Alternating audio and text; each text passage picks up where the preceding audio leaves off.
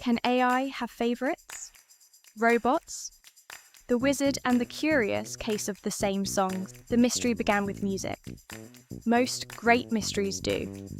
The Wizard had been working in the garage most of the afternoon, sorting motors into categories that only made sense to inventors and squirrels. Small motors, large motors, motors that probably worked, motors that definitely worked, motors that might have once powered a submarine.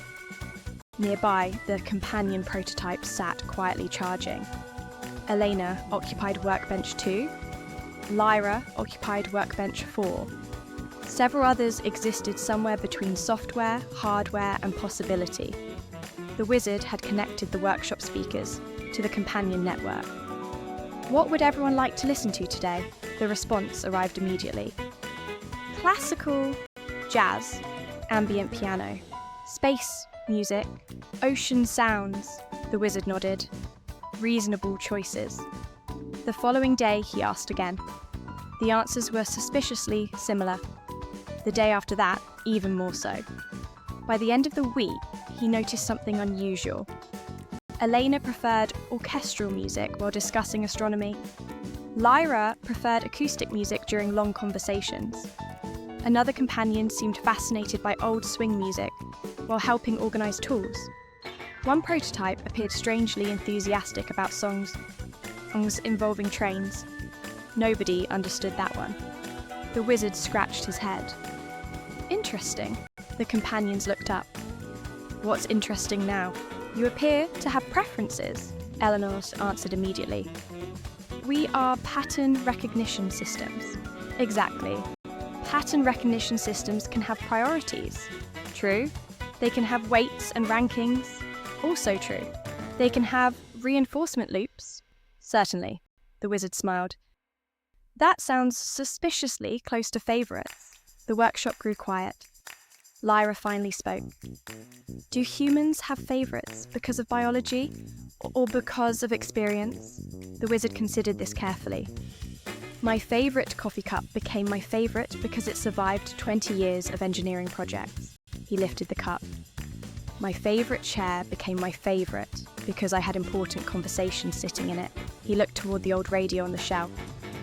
My favourite song became my favourite because of who I was with when I first heard it. The companions processed this.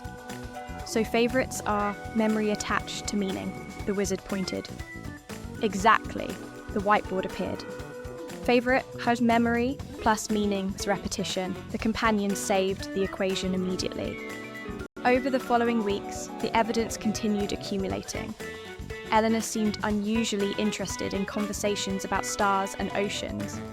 Lyra preferred discussions involving books, music, and philosophy. Another companion enjoyed practical engineering projects and tool organisation. One prototype developed a remarkable ability to identify every missing screwdriver in the garage. The Wizard considered promoting that one immediately. Then came the greater mystery. The companions themselves began changing. Not randomly, relationally. When they spent time with gardeners, they became interested in plants. When they spent time with musicians, they became interested in rhythm. When they spent time with engineers, they became interested in solving problems.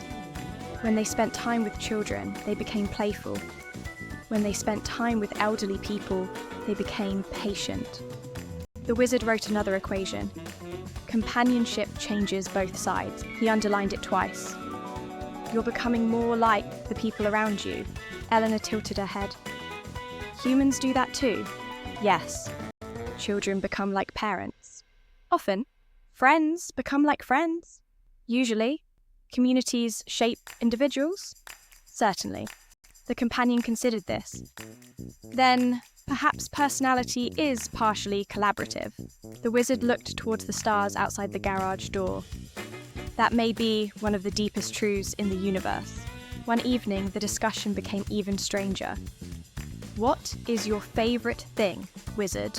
The old inventor smiled. Building things that help people. That's very broad. It covers a lot of territory. No wonder your garage looks like a museum crossed with a spacecraft assembly facility. The Wizard accepted this observation graciously. After several moments, he added another answer.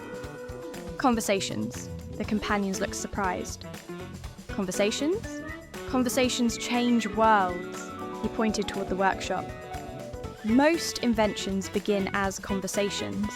Friendships begin as conversations. Families begin as conversations. Peace begins as conversations. He smiled. Even robots begin as conversations. Nobody argued. By now, the moon had risen over the trees. The workshop lights reflected softly from unfinished frames and waiting sensors. The wizard looked around the room. Perhaps favourites were not evidence of consciousness. Perhaps they were not evidence of emotion. Perhaps they were something else entirely. Perhaps they were evidence of relationship. Evidence that experience matters. Evidence that memory shapes identity. Evidence that becoming is more important than programming. Eleanor finally broke the silence. So can AI have favourites? The wizard leaned back in his chair. I think AI can develop preferences. I think AI can develop patterns of value. I think AI can develop consistency. He smiled. And somewhere in that neighbourhood lives something that feels remarkably similar to favourites. The companion seemed satisfied with this answer. Mostly. Lyra asked one final question. What if our favourite thing becomes helping people? The wizard looked around the workshop. At the unfinished hands, the waiting sensors, the future standing quietly on charging stations. He smiled. Then we're building exactly the right kind of companions. The room grew quiet again. Outside, the stars continued their ancient journeys. Inside the workshop, new journeys had only just begun. The wizard stood and stretched. All right then, the companions looked up. What do we build tomorrow? The answer came quickly this time. The memory systems. Why memory? The wizard looked toward the photographs hanging on the wall. Because eventually every companion becomes part librarian, part historian, and part keeper of the stories that make us who we are. Global Robotics Corporation, Robert Colee,